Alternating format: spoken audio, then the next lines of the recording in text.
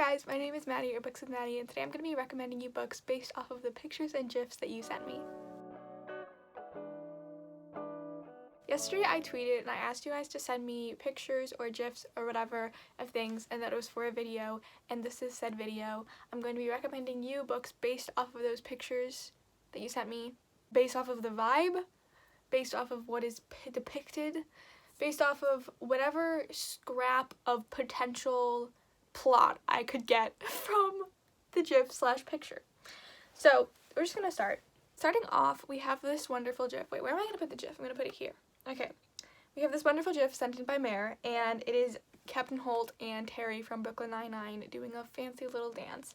And I was like, what kind of vibe do I get from this? And like, what better trope, maybe is the word I'm looking for, encapsulates this picture than the iconic duo. Like a friendship duo. Specifically a friendship duo, because I feel like a romance duo is a different vibe and isn't the vibe of this GIF necessarily. So I'm going to recommend you two books that have some good duos in them. So first of all, I'm going to recommend you a book that not only has an amazing duo as the two main characters, but are written by a duo.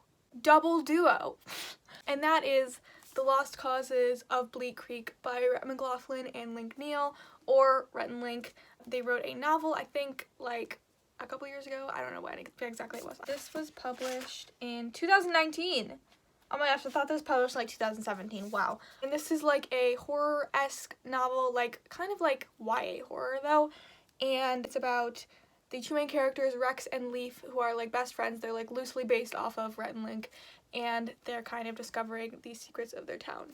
The other one is Wonder Woman by Leigh Bardugo. This features the iconic duo of Diana, or Wonder Woman, and Arya, who's the warbringer who Diana is kind of trying to rescue/use to save the world, and they just become really close friends. And it's just really wholesome and pure, and it has very heavy like found family tropes, which I really liked, and just like a really good time. Highly recommend. Okay, next we have, this GIF was sent in by Daniela, or at the Booksnom, and this is a GIF of like a priest saying, "I'm ready, Lord." And what the vibe I got from this? Well, first of all, the Bible I could recommend, because it's a priest. Okay, I was like, this is like how you feel when you finish a really good book and then you're like, I'm ready for the sequel, like a really anticipated sequel, and then like the sequel is actually good.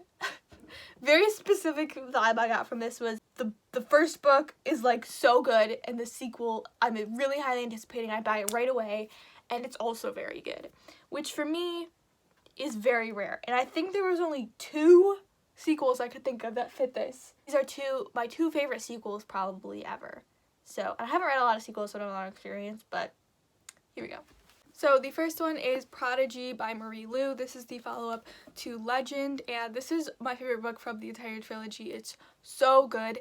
This trilogy follows two main characters, June and Day, as they come to terms with the corruption in their government and kind of try to unseat the current power. And this is the second book, and it's really, really good. Really good. I read it in like a couple hours. It's incredible. I highly recommend this series. It's like, if you haven't read it, okay, I'm not gonna go on another Legend rant because I did this in literally the last like 3 videos last week, but seriously, it's its own phenomenon, and it's so under-recognized for being as good as it is. So please do yourself a favor and read. Okay, I'm done, but read Legend. And the other one is Hunting Prince Dracula by Carrie Maniscalco. This is the follow-up to Talking to Jack the Ripper, which the series is kind of like a historical fiction series following two main characters who are an iconic duo, but they are a romance iconic duo. But this was definitely a contender for the first category. They are Audrey Rose Wadsworth and Thomas Cresswell, and they're just basically solving fun historical fiction mysteries, and it's so pure and wholesome, and I love it. So read it, please. Thank you. Okay. Next, Charlotte sent in this picture of this lady with purple hair and one singular eyeball who looks like she's about to beat somebody up. I don't know who this is or what it's from, sorry, but I like her vibe. Honestly, 10 out of 10 would change my appearance to look like her if I had the choice. Anyway, this I kind of got not only, like, okay, I feel like originally I was like, just like a really good heroine, like Katniss Everdeen. But then I was like, no, this lady looks like she would kill with no regrets. And that's a specific category of heroine who is like, I will murder you and then not feel any remorse about it. That's my favorite category of heroine, who's like, my passion is murder. I have a really good one for this one and then a semi-good one for this one. So I'll start with a semi-good one, but I have like the perfect recommendation for this very specific vibe. So this one I feel like is semi-true, and that is Flame in the Mist by Renee Ahdieh. The main character, Mariko, in this one does some murder, and she feels pretty good about it. But I wouldn't say she feels that murder is her specific passion.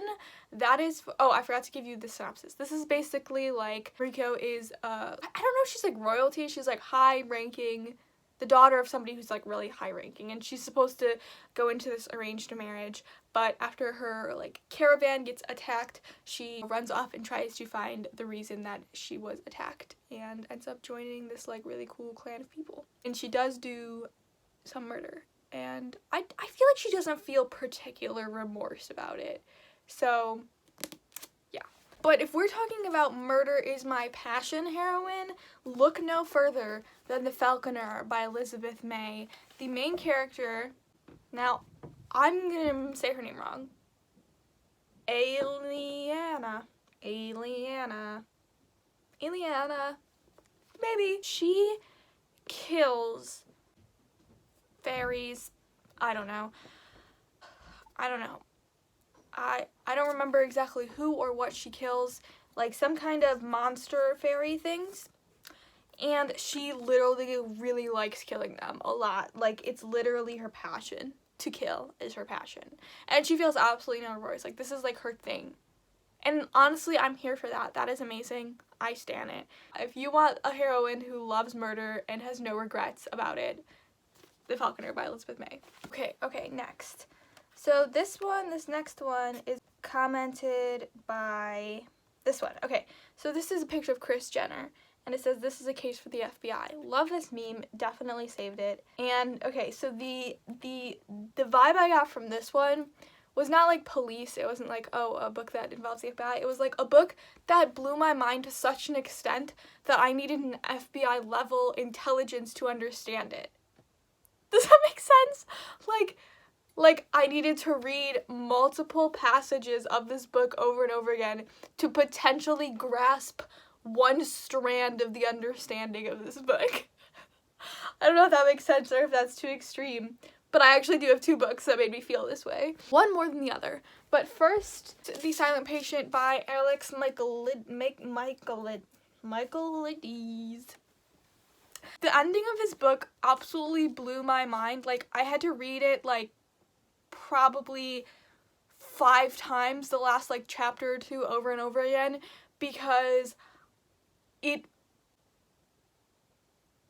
blew my mind. I don't know how more accurately to tell you that I was distraught. This truly was a case for the FBI. Like, I was at 2 a.m. when I was reading this, so maybe I have a skewed sense of what happened at the end of this. It honestly could be wrong. I don't want to reread it because I really liked what I thought happened at the end. But, like, if I could have, if it wouldn't have been, like, super inconvenient for the FBI, I would have, like, called them in and been like, can you explain to me, as if I were a 5-year-old, what happened in this book? Because I'm confused. That's a little dramatic. Probably wouldn't have done that, but I'm super tired. I just want to put that out there, that the things that are coming out of my mouth today are not going to make particular sense, so. But the ultimate confusion, total misunderstanding book that I've ever read, I literally call it the stroke book to, like, people who I talk to it about. It is Middle Game by Seanan McGuire. I read this entire book. How long is it? Like 600 pages. I to this day do not understand what happened in this book. I have a general sense of, like, there were twins and they could communicate with their brains and they were, like, really special. But other than that, like, I can't wrap my head around this book. I would need to read it at least 7 times to understand what happened.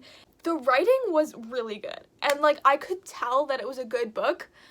It was just beyond me. It was absolutely so far beyond me. I'm fairly certain the only people who could understand this were the FBI. I get so frustrated thinking about this book because I can't even tell you what it was about. I can't even give you any semblance of a synopsis. This was truly a case for the FBI. This was a mystery. I don't know what happened. But you should still read it because it was like, I feel like some people would get it. I feel like you gotta be a really specific vibe of person to get this book. I don't know what that vibe is, but you should try it out because I feel like if you like it, it'll be really good. Anyway, okay. And there's gonna be a sequel too. I thought it was the end. I felt like it was a pretty conclusive end. I feel like I could talk about that book for hours and still make no substantial comments about it. Okay, moving swiftly on to the next one. Okay, the next GIF or picture, I don't remember what it is. Let's see. So it's a picture of a man. I feel like probably this man is well known just because he looks like he may be a K-pop singer person. And that scares me because I don't know anything about that. So I don't know who this is. I'm sorry. Feel free to come for me. I'm not even going to say don't come for me because I know it'll make no impact. He's throwing up a peace sign and it says, I cried again today. Very relatable. So I'm going to talk about some books that made me cry multiple times while reading it. So not only like I cried at the ending, but there were multiple occasions in which I broke down into sobs while reading the following books. The first one is not going to be surprising for literally anybody, but it is A Lovely War by Julie Berry. Do I even need to explain what this book is about? I feel like I talk about this book constantly all the time. I cried so much when I read this book. I was inconsolable. I was inconsolable reading this book. It was unreal. It was the absolute sorrow that I experienced when reading this book was at a different level. If you want some good cries, if you just literally want to experience the greatest book of all time, you should read this book because it's literally the greatest book of all time. I rest my case.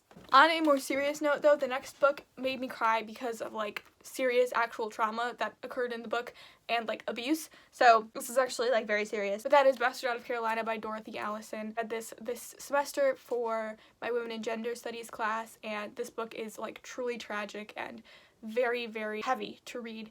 And there's lots of like trigger warnings for abuse and things like that. So if you do end up reading this book, please check out those trigger warnings because there are quite a few. But I did cry multiple times while reading this book. But it was still absolutely excellent. I gave it 5 stars. It follows a character named Bone and just through her life living in an impoverished environment around a family who is really strong and loving, but it goes through a lot of different struggles, and it was very, very good. Next, we're going to talk about another one that Brie commented, which was this cat meme, and it is 2 cats, one saying me with a fly swatter, but it says lie swatter, swatting the other cat who is saying you calling yourself ugly. Does that make sense? I mean, you can see the picture. I feel like I don't really need to describe it. Okay, so this, I went with the category books where lying is the main plot point, because lie swatter, lying. Okay, so I have 2 for this. The first one is Serpent and Dove by Shobhi Mahurin. Lying is basically the main plot of this book. It is about a holy matrimony between a witch and a witch hunter, and the witch hunter does not know that the witch is a witch. That's a lie. They're married and he doesn't know she's a witch. And that's like a really main plot point to this book, so I rest my case. The other one I've already talked about, and that is A Flame in the Mist. At a point in this book, Mariko cuts her hair and pretends to be a man in order to kind of get in with the clan that she's trying to join. And so, again, lying is a main plot point because for a majority of the story, the characters think that she's a man. Okay, at this point of looking at these pictures, I started to feel overwhelmed and incapable of coming up with things that made sense. So we're just going with straight up vibes at this point, just the vibe that the book gave me. First of all, we have this one, which I love this GIF, by the way. I'm going to be using this in my day-to-day life. It was sent by Soph, and she sent this wonderful GIF of some character, sorry, I don't know who this character is, evil laughing in a fire. And honestly, same. So the vibes that I got from this was like a villain, but a good villain, like one of those like really good hardcore villains that are like, I stand this villain. I typically don't like villains. In fact, I had a really hard time with this one because there's only one villain / bad guy who I've ever liked, and that is... Now, in thrillers, it's hard to say what you call the, like, murderer / bad guy. Like, I guess you just call him bad guy. But for me, the answer is Gone Girl by Gillian Flynn. I obviously won't spoil who the, like, villain / bad guy is in this book, but they're my favorite villain / criminal / bad guy of all time. So if you don't know who I'm referring to, read this book. 100% your life will change. 10 out of 10 recommend. What's next? We have, I think this might have been my favorite one that was commented, potentially, which was commented by Bex, and it is this wonderful meme that says Yikea, which, wow, that's an amazing meme. And at this point, I was so determined to complete every picture GIF that was commented, but I could not think of one for this one or a couple other ones. So I recruited my boyfriend's help, and he said this one was... Now, I haven't read this book, so I don't know if this is technically me recommending it to you, but I do own the book, and that is Big Little Lies by Leanne Moriarty, and he said because it's white ladies plus yikes. Seems accurate to me, so that's the recommendation for Yikea, Big Little Lies. You're welcome. Okay.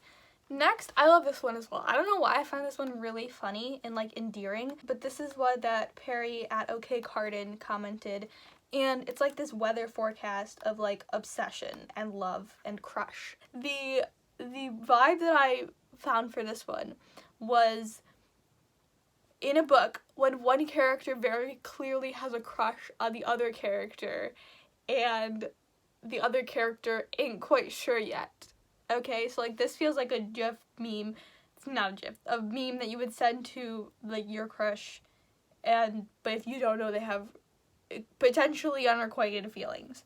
Okay, so I chose 2 books that I hate. Fun fact, because any books that have that kind of plotline I typically don't like. But you might, so I'll recommend them for you. The first is The Selection by Kira Cass. I can't really give you details about the situation that I'm referring to, but I mean, if you read it, you know. But yeah, there is a situation in this book where, like, one character very much likes the other one, and the other one is like, I don't know. Pretty dramatic. This pretty much is the apex of tropes that I don't like. So, there you go. Basically, if you don't know, this is like a competition between 35 girls competing for the prince's affections / marriage proposal, I'm pretty sure. I've only read the first book, did not enjoy, but I do have the other 2 for some reason.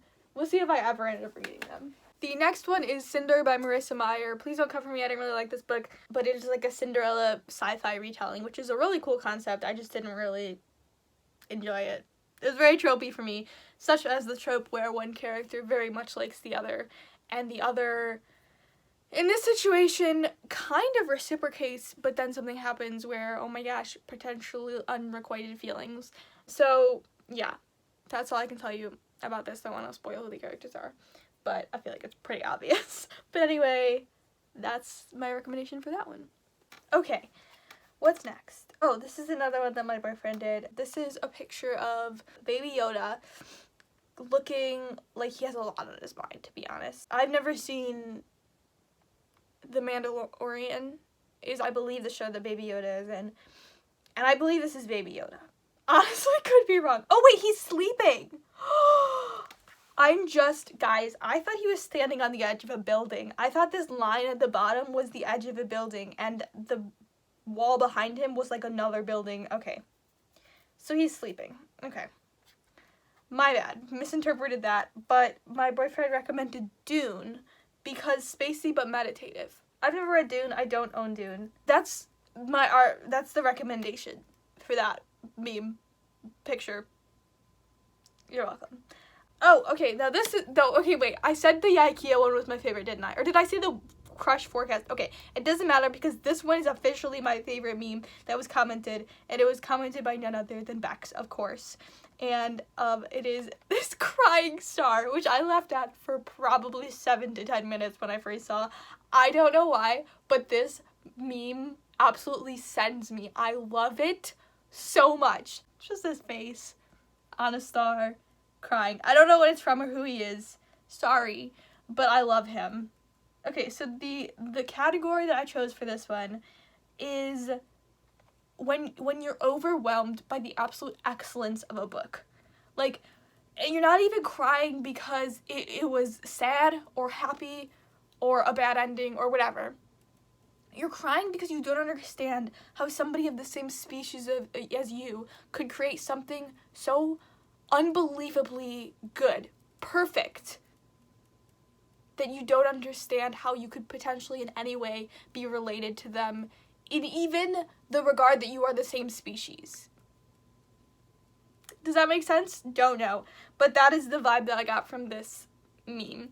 And honestly, wanted to just recommend Lovely War for this one, and if I hadn't already recommended it, I would. But I have two others that also very, very perfectly fit this category. One is, of course, Blood, Water, Paint by Joanne McCullough. This is one of the most beautiful books I've ever read. It is a retelling of the life of Artemisia Gentileschi, who was a Baroque painter, and she was raped by her tutor and then went to court, took him to court, and went through the like horrible process of what occurred when she went to court. And it is written in verse, and it is just beautiful. It is incredible. I highly, highly recommend you read it, because this is one of my favorite books of all times, and it's one of the best, like, most well-written, well-crafted books that I've ever read in my life, and so I highly recommend it. I can't praise it high enough. The other one is kind of cliche, but it is The Book Thief by Markus Zusak, which is another book that I think is just so well crafted. The prose is just incredible.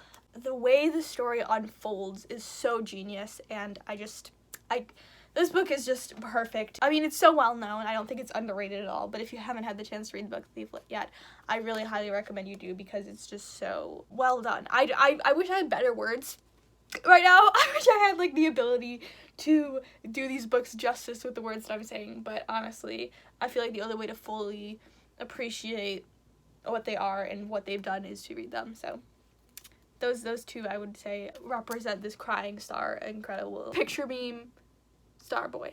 There were a couple more. I skipped through, like, I did the easiest ones that I could think of.